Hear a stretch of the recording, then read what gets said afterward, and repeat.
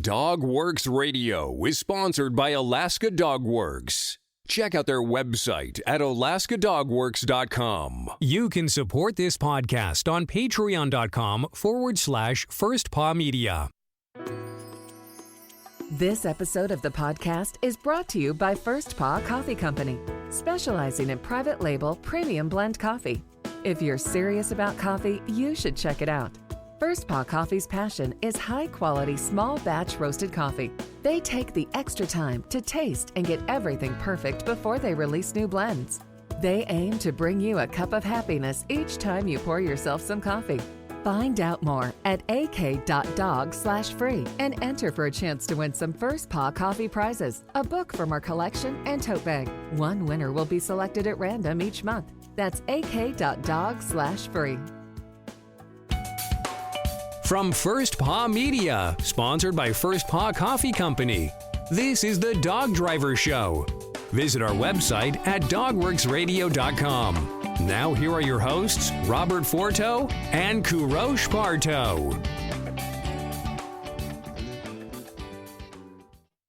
Hello and welcome everybody. This is Robert and I'm here with my co-host KP and we are the Dog Driver Podcast. And today we have a musher calling in from Vermont. You know, KP, we're really filling up the map here. I think this is our first guest from Vermont and his name is Doug Butler. What do you know about Doug? Doug has been racing for many years in accomplished open class driver. He has done all the big races, Alaskan races. He has done Wyoming, I believe, also, and the East Coast Circuit, of course. Doug, welcome to the show. And tell our listeners who you are and how you started in the sled dogs sport. Well, I'm the bad guy of the Northeast out here, and age is just a number. I'll be 37 pretty quick, but 45 years ago, I went to a little race near Burlington, Vermont, and I couldn't believe how much fun and wild they looked like. And on the way home, I picked up a newspaper and found the 5-dog Siberian Husky team for sale, so I bought them. And so I started racing in 1976. Wow, 76. So you and probably back Malberg was probably back in that area too, right? That time frame in the 70s? Wow. Yes. And the rest of the history, right? From Siberians to Alaskans probably, and the hounds and open and all of that. Yes. It's so wild and much fun, you can't explain how much fun it is. So how did you start with your 5-dog Siberian team? You just did the local circuit, and how did you evolve to the rest of your career with the sled dogs? When we started, there was a lot of races right here in the Northeast. And so some years we started racing before Christmas through to the second week of March, and we ended up in Rangeley, Maine, the last race of the year. And then as the kennel grew and we did a little bit of breeding with some of the top kennels in the Northeast, we worked our way up to an open class, and then I had my two brothers with me for quite a few years. So we sometimes would be racing 3 teams. And so then we had to wander up to Quebec and around in places like that as the quality of the dogs got higher and the number of dogs in the yard jumped up a lot. What was the maximum number you had in your kennel with your brothers? Well, you can't tell the wife, but it was like 110 dogs at one time. You cannot tell me. That's true. Yeah, we don't want to tell the wife because I had some at the barn and some at the dog yard. Okay. And you had 3 open class teams in your kennel? Usually 2 open class and then 1 limited class team, for young dogs for the future open class. And they were Alaskans or they were still Siberians? Alaskan Husky, yes. And I'm assuming later you switched to introduce some of the European lines in your yard, right? Yes. When was that? In the 90s when we did the World Championship here in New York, there was some Europeans with German short-haired pointers and pointer crosses, and that's when we did a little bit of breeding, with all of us. And what are the European influences that you have currently in your yard? Say that again, please. What are the European lines and influences that you have in your yard? Are they from Ellis, or are they from other European drivers? Most of mine are from Ellis, yes. And then you start to travel after a while, right? You've been traveling and going to different places. Yes. Yeah. The racing season in the Northeast has changed quite a bit. Laconia is, the biggest open race here now, and there's hardly any open races. So a film guide took me to Fairbanks, Alaska in 2018, and there's a film coming out called The Underdog, which you don't want to see that scary-looking guy in that film. And then after that, we got invited to come to the pedigree stage stop race. And I was going to do that in 19, but I was in a lot of pain and went to the doctor, and the doctor said, "You got a double hernia, you're having surgery in 2 days." So that put me a little bit behind that year. And I remember when you came to Fairbanks and you raced the race out there for the Open North American Championship. You had a film crew with you. What was the film about? It is called The Underdog, the struggling dairy farmer in Vermont, and the only dog racer that's a struggling farmer in the country. And when it's going to air? Oh, well, it's already started. There was a film in Camden, Maine last week, and I'm hearing people all around the country have bought the film and are seeing it. Okay, so it's something that we can get on Netflix or on what platform? Doug, this is interesting. I was just contacted. Was it you or was it the producer contacted me a couple of days ago about being on the show? Is that that's the same film, I believe? Yes. That's the film.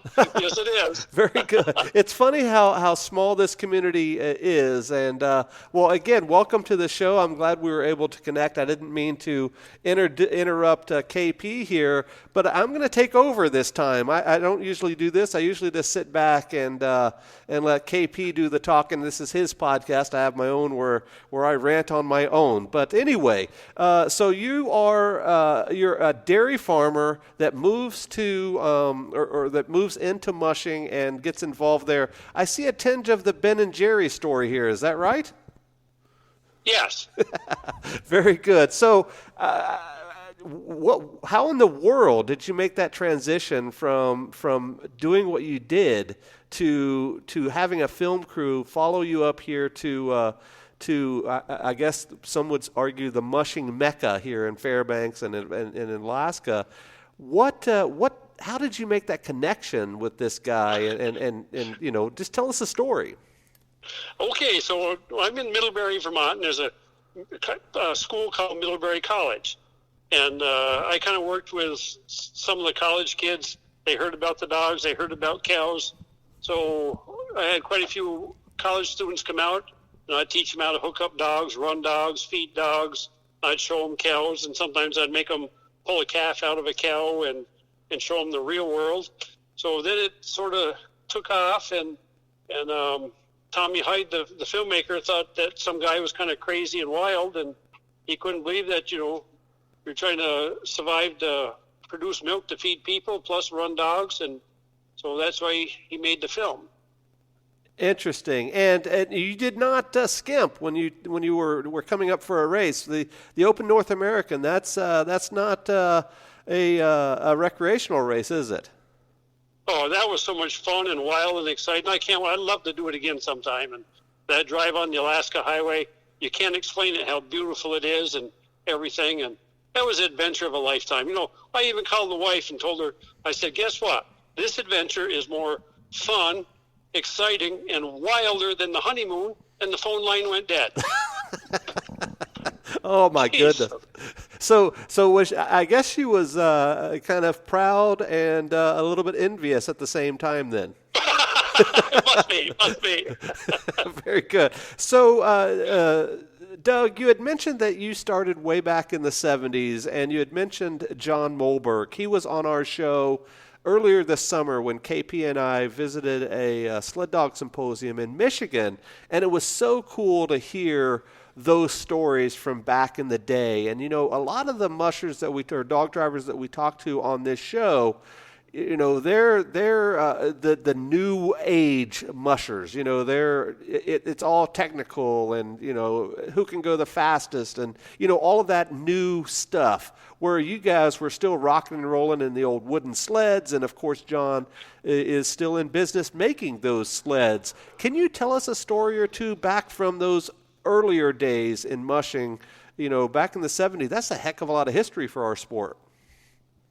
Oh, yeah, it's great. The Mobergs are a great family. They put on races over there. They always had good training trails, so sometimes I get morning chores done, load the dogs, and I'd go over to the Sandbergs and train dogs over there, and they're just great people. We miss Johnny. He was a great person, too, now that we lost him. But, yeah, there's so many great people in the sport and in this world. Let's have some fun. Life goes by too fast.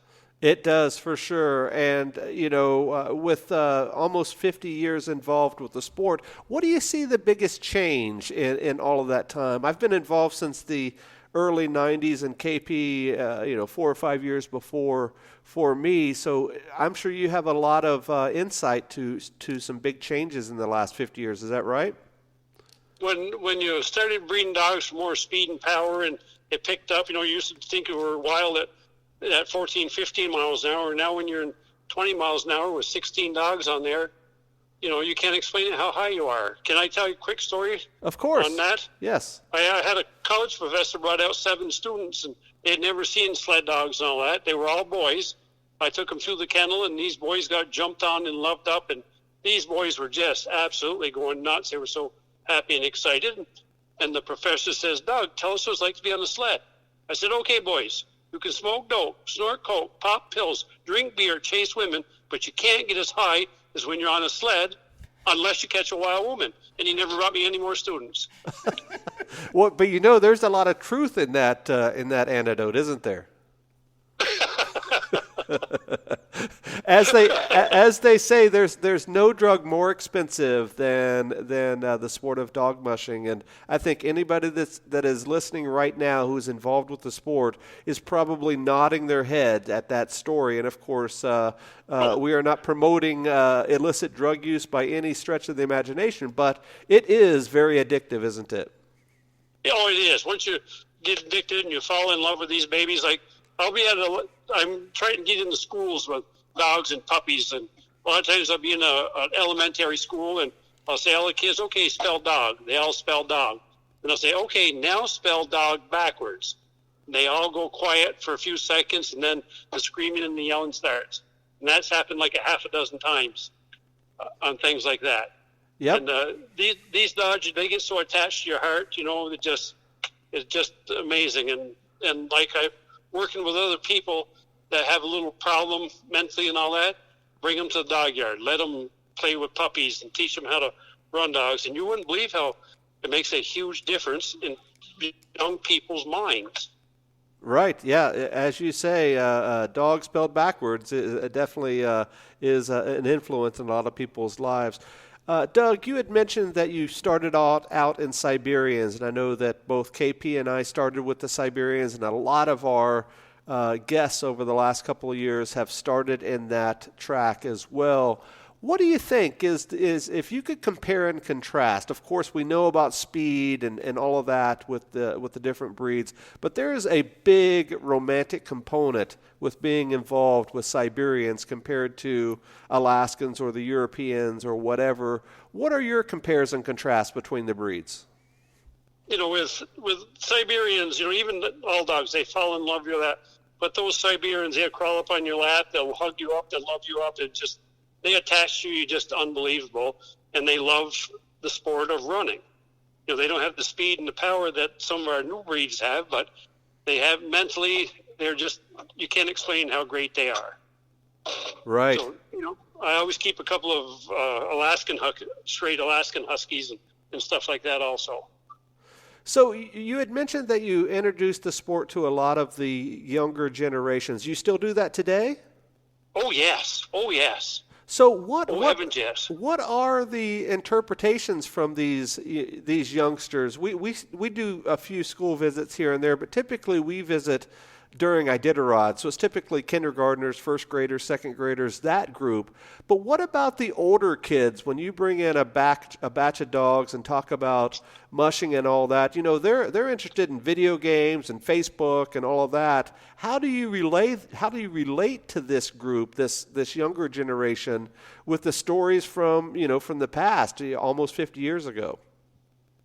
Yeah, you explained a little bit, and when these young people realize what it is, and the dogs jump on them and love them, how crazy it is, it turns them right around instantly.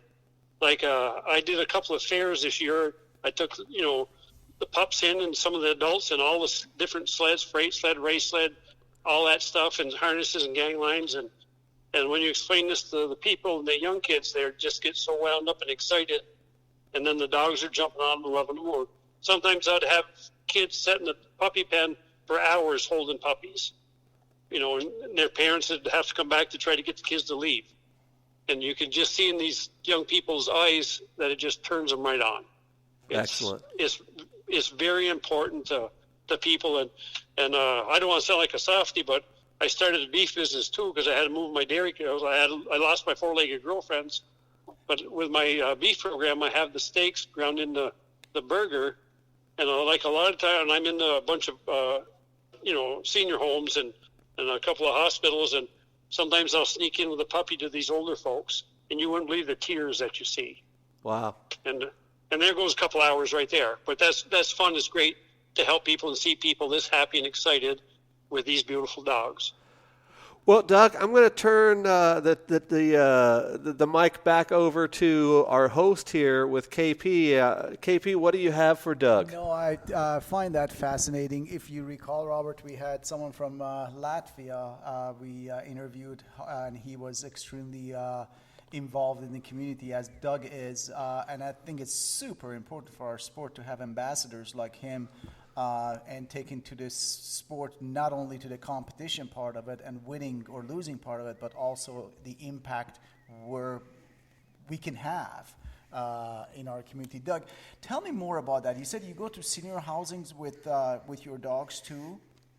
Well, I'll sneak into the puppy now and then. I'll add in, when I can here in the future, I'm going to take some of the, the dog truck and some of the dogs in so the older people can come out and see them. But you take a puppy into the living room and, there's quite a few senior people there, and the tears are rolling, and it's so much fun and exciting to see these great older people get so happy and excited. How did you start with this idea? I mean, I did not know. Honestly, I did not know this about you at all. I knew that you were a dog driver. I didn't know how involved you were with the community, not only kids, but also our seniors. With your dogs and pups and sled dogs in general. When did you start that? Oh, a few years ago. It's when you're a farmer, you realize what proper food needs to go into bodies and all that. And when I started this beef business, it's something like my grandparents did. Grinding steaks into the burger, stuff like that. And it's flavored, digestible, and all that. And it's so great for older people. It's good for their bodies. So that's why I want to do this for young people and old people. And I almost said a man thing, but if we're on radio, I don't dare say a man thing. We're on a podcast, so you can really say whatever you want. Well, really? Sure. Because like I was at nurse home there, my buddy was there, the head chef and all that, and he loved the Butler beef and all that. And I said, well, yeah, we want this proper food because we don't want these older gentlemen to have to use Viagra. And so his orders doubled on that. Oh, it skyrocketed at that point for sure.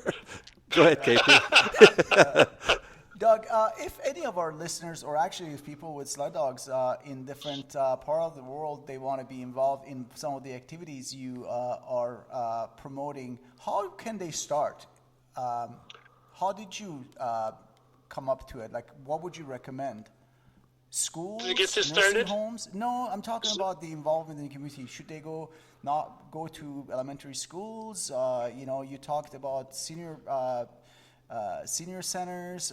How would you start to be involved if somebody wants to do that? I try to get involved with these places. I talk to the officials of that and start with puppies. and that's what turns people on. And then you can explain things, and then these college kids, for me, called Cobble Hill Kennel, started a website and all that stuff too. So, I use that too as references to people. That is good. What are the, let's go back to the racing and sled dogs on the other side. What are your plans for next year? We started giving some rides here up in the mountain with an outfit. We've already entered the stage stop race. But if everything goes good, I want to get back to Alaska. I want to race Anchorage. I want to race Tote. And, I've had people invite me back and all that. So my goal is to get back up to Alaska because that's so much fun and exciting. So many nice people up there. And I just can't wait to do it. What was the difference between some of the races you did here, actually the main race you did here, and some of the races on the East Coast or Quebec? Because the mileage was further, and there was plenty of snow and all that. The trail was excellent. Up here, there's a lot of excellent trails, but that Fairbanks trail was beautiful and excellent. You'd come and you'd see lots of people in different places, and it was just, there were so many nice people, and at the site there, people come visit my dogs, and a lot of my dogs loved up a lot of people too, because, my dogs like to dance too. So, my main goal in life is to get back to Alaska to see if I can scare a bunch of people up there. What would you do different this time at ONAC? I'd have my dogs ready to race to see if I could make the top 10. Beautiful. So, Doug, I have the question I ask all of our guests here at the end of our podcast, and I'm sure you will have a very good piece of advice, and that is, if a person's just getting involved in the sport, whether it's one of these youngsters that you talk to or somebody else, and they're coming to you and they say, hey, Doug, I would like to have one piece of advice to get started, what would you tell that person? One piece of advice to get started? Yep. Once you get attached to your dogs, and then it'll just all come right together. Get attached to your dogs. Once you get attached to them dogs, that you're, I don't want to sound mean and miserable, but once your heart turns around and you're attached to these beautiful animals and all that, it just all comes right together, easily as ever. Wow. Yep, that is true. I had no idea what to expect when we started this interview. It turned out remarkably nice, and I love to hear the stories of that community involvement, and KP is so right. We need a lot of that. It's not just about racing. It's about involving the community and showing our passion and our lifestyle for sure. KP, anything else for Doug before we go? Doug, wanted to thank you for the time you spent with us. Please tell us how we can watch your movie again. It's called The Underdog. And somehow some people have bought it. I don't know if it's Netflix but I think they go to the website, the Underdog website, and they can buy it there or something like that. We'll put a link. We'll put a link if I can find it on your show page. That way people can reference it right there on the show page for sure. It's pretty scary though. That mean, miserable-looking guy is pretty scary. No, I'm sure it will be fun to watch. And Doug, looking forward to see you in Alaska in our circuit upcoming season. It will be fun. This time we'll chat and probably share a beer together and have some laugh. And good luck with your training season and your travel wherever you go. Well, thank you for talking with me. It was great. And if you ever need anything in this area, just let me know.